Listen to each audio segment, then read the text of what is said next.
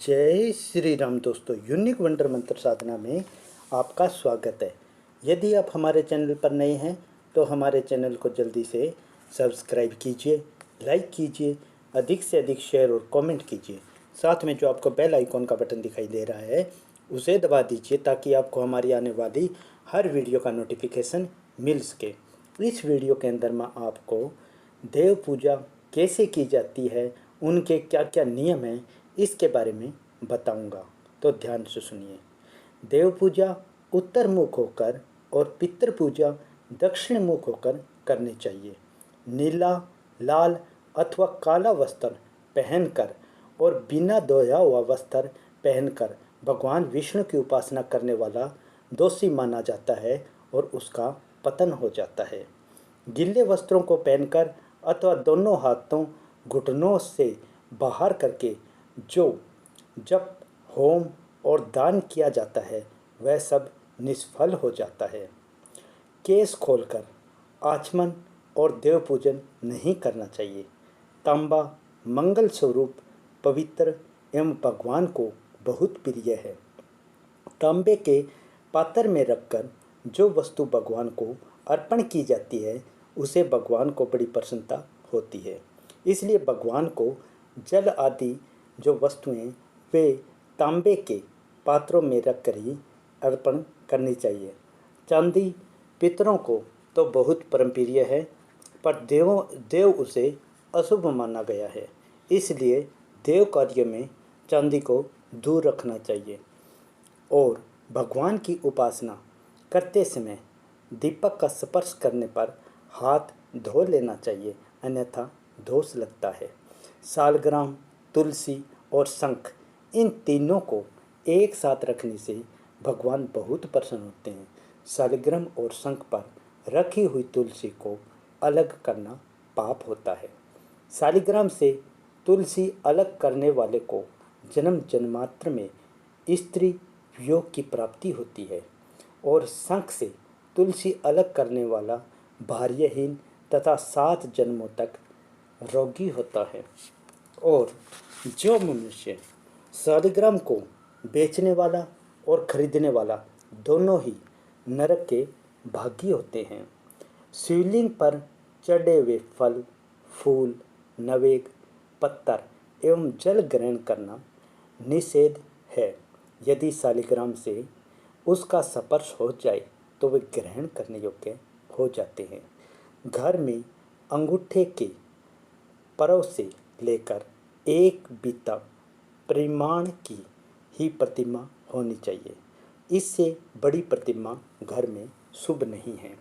घर में टूटी फूटी अथवा अग्नि से जली हुई प्रतिमा पूजा में नहीं रखनी चाहिए। ऐसी मूर्ति की पूजा करने से गृह स्वामी के मन में उद्वेग व अनिष्ट होता है।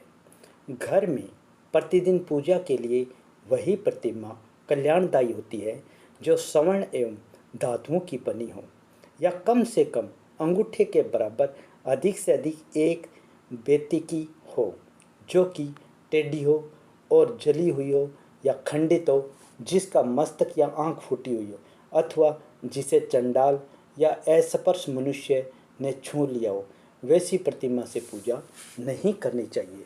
घर में 2 शिवलिंग, 3 गणेश, 2 शंख, 2 सूर्य प्रतिमा, 3 देवी प्रतिमा, 2 गोमती चक्कर, 2 सालिग्राम का पूजन नहीं करना चाहिए। इनका पूजन करने से गृह स्वामी को दुख और अशांति की प्राप्ति होती है। मनुष्य को चित्रों एवं मंदिरों में कहीं भी सूर्य चरणों को नहीं बनाना या बनवाना चाहिए। यदि कोई सूर्य के चरणों का निर्माण करता या करवाता है तो वह दुर्गति को प्राप्त होता है तथा इस लोक में दुख भोगता हुआ कुष्ठ रोगी हो जाता है। लक्ष्मी की इच्छा रखने वाले मनुष्य को सीरस, धतूरा, मातुलुंगी, मालती, सेमल, मदार और कनेर के फूलों से तथा अक्षतों यानी चावलों के द्वारा विष्णु की पूजा नहीं करनी चाहिए। इस प्रकार पलाश, कुंद, सीरस, जूही, मालती और केवड़े के फूलों से शंकर की तुलसी से गणेश की, दुर्वा यानी दूब से दुर्गा की और अगस्त्य के फूल से सूर्य की पूजा नहीं करनी चाहिए। केतकी, कुटज, कुंद, बंदूक यानी दोपहरिया, नागकेसर, जवा तथा मालती ये फूल भगवान शंकर को नहीं चढ़ाने चाहिए। मातुलिंग यानी बिजोरा नींबू और तंगर कभी सूर्य को नहीं चढ़ाना चाहिए। दुर्वा, आक और मदार ये दुर्वा को नहीं अर्पण करना चाहिए। पलाश और कास के फूलों से तथा तमाल, तुलसी, आंवला और दुर्वा के पत्तों से कभी दुर्गा की पूजा न करें। गणेश जी के पूजन में तुलसी को सर्वदा त्याग दें। पत्थर, पुष्प और फल को देवता पर अधोमुख करके नहीं चढ़ाना चाहिए। वे पत्थर, पुष्प आदि जिस रूप में उत्पन्न हो उसी रूप में उन्हें देवता के ऊपर चढ़ाना चाहिए। स्नान के बाद पुष्प चयन न करें क्योंकि वे पुष्प देवता पर चढ़ाने योग्य नहीं माने गए हैं।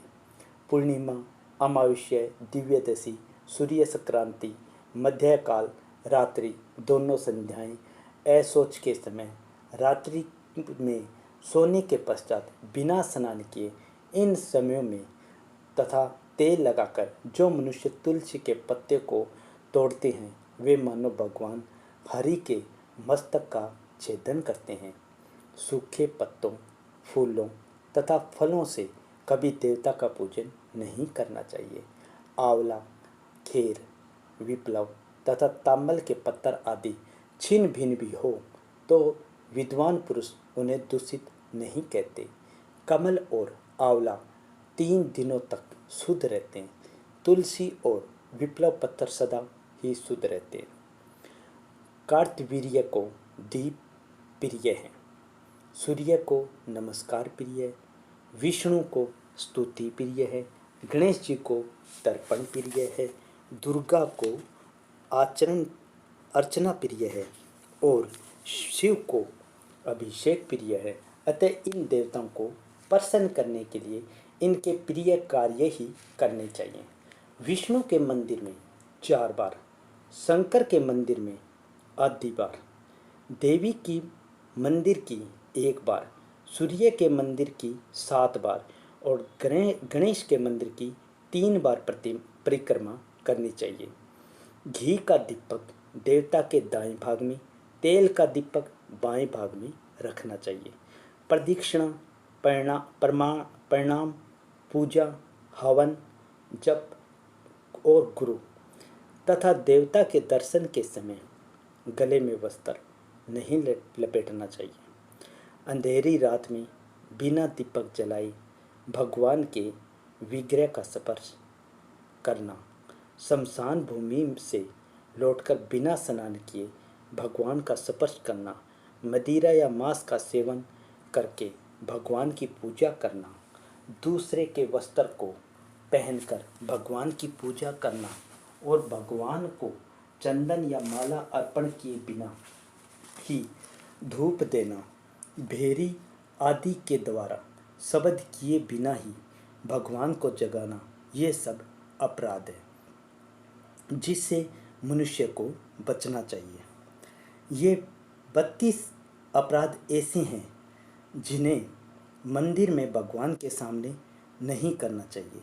भगवान के मंदिर में जूते खड़ाऊ पहनकर अथवा सवारी पर चढ़कर जाना, रथ यात्रा, जन्माष्टमी आदि भगतों संबंधी उत्सवों को न करना या उनके दर्शन न करना, भगवान के सामने जाकर प्रणाम न करना, अशुद्ध अवस्था में भगवान के दर्शन करना, एक हाथ से प्रणाम करना, भगवान के सामने ही एक स्थान पर खड़े होकर परिक्रमा करना, भगवान के आगे बैठकर पैर फैलाना, पलंग या खाट पर बैठना, भगवान के सामने सोना, भगवान के सामने खाना, भगवान के सामने झूठ बोलना, भगवान के सामने ज़ोर ज़ोर से बोलना, परस्पर बातचीत करना, रोना चिल्लाना, झगड़े करना, भगवान के सामने किसी को पीड़ा देना, भगवान के सामने किसी पर अनुग्रह करना,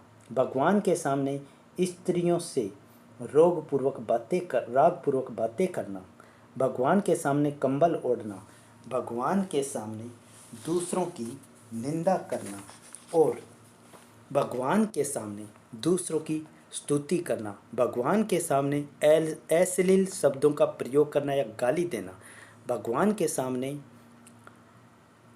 अधोवायु का त्याग करना, शक्ति रहते हुए भी गौण यानी सामान्य उपचार से पूजा करना, भगवान को भोग लगाए बिना कोई वस्तु खाना पीना, जिस ऋतु में जो फल हो उससे पहले भगवान को न चढ़ाना, उपयोग में लाने वाले बचे हुए शाक फल आदि को भगवान के लिए देना, भगवान के श्री विग्रह को पीठ देकर बैठना, भगवान के सामने दूसरे किसी को भी प्रणाम करना, गुरु के विषय में मौन रहना अर्थात उसकी स्तुति महिमा आदि न करना, अपने मुख से अपनी प्रशंसा करना, किसी भी देवता की निंदा करना और नवरात्रा में कन्या पूजन के समय 1 वर्ष की अवस्था वाली कन्या नहीं लेनी चाहिए।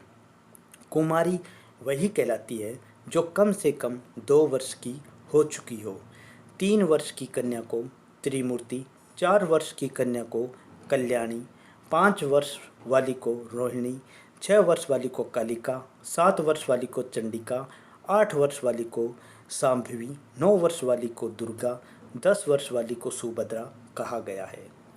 इससे ऊपर अवस्था वाली कन्या की पूजा नहीं करनी चाहिए। वह सभी कार्यों में निंद मानी गई है। सूर्य से आरोग्य की, अग्नि से श्री की, शिव से ज्ञान की, विष्णु से मोक्ष की, दुर्गा आदि से रक्षा की, भैरव आदि से कठिनाइयों से पार पाने की, सरस्वती से विद्या तत्व की, लक्ष्मी से ऐश्वर्य वृद्धि की, पार्वती से सौभाग्य की, सच्ची से मंगल वृद्धि की, सकंद से संतान वृद्धि की और गणेश से सभी वस्तुओं की इच्छा याचना करनी चाहिए। भगवान शंकर सेवता पुष्प से, चंद्रमा वस्त्र से, तंतु से, भगवान विष्णु स्मरण मात्र से तथा साधुजन हाथ जोड़ने से प्रसन्न हो जाते हैं। इन सब बातों को यदि हम ध्यान में रखकर पूजा करते हैं तो हमारी पूजा भगवान जल्दी स्वीकार करते हैं और प्रसन्न होकर हमें ऐश्वर्य एवं सुख समृद्धि प्राप्त कराते हैं। जय श्री राम दोस्तों।